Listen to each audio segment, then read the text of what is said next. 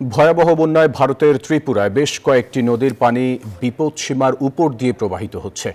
নিরাপদ স্থানে সরিয়ে নেওয়া হয়েছে প্রায় 400 জনকে। জারি করা হয়েছে রেড অ্যালার্টও। এদিকে নেপাল চীন সীমান্তবর্তী অঞ্চলে ভয়াবহ বন্যায় প্রাণ গেছে অন্তত 8 জনের। এর মধ্যে নেপালে নিখোঁজ 20 এবং চীনে অন্তত 11 জন।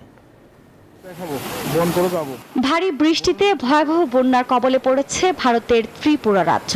গণমাধ্যমের তথ্য বলছে বেশ কয়েকটি নদীর পানি বিপদসীমার উপর দিয়ে প্রবাহিত হচ্ছে। এরই মধ্যে মুহুরী নদীর জলস্তর বিপদসীমার 24.80 মিটার উপর দিয়ে প্রবাহিত হচ্ছে। এ অবস্থায় রাজ্য জুড়ে রেড অ্যালার্ট জারি করা হয়েছে।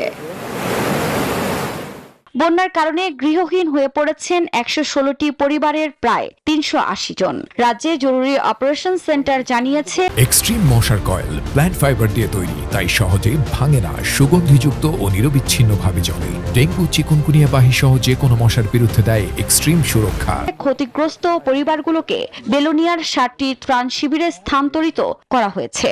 আরও বৃষ্টিপাতের সতর্কতা জারি করেছে কর্তৃপক্ষ। এ অবস্থায় বন্যা পরিস্থিতি আরও অবনতির আশঙ্কা করা হচ্ছে।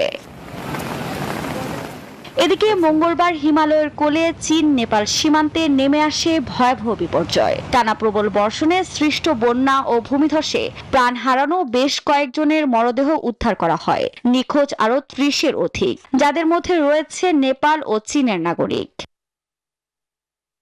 বন্যার তীব্র স্রোতে ভেসে গেছে দুই দেশের সংযোগকারী ভোটেকশি নদীর উপর নির্মিত প্রধান সেতুটি, যা যোগাযোগ ব্যবস্থাকে করে দিয়েছে পুরোপুরি বিচ্ছিন্ন।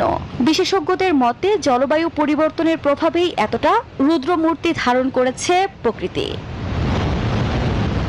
আফরিন মৌ, নিউজ 24।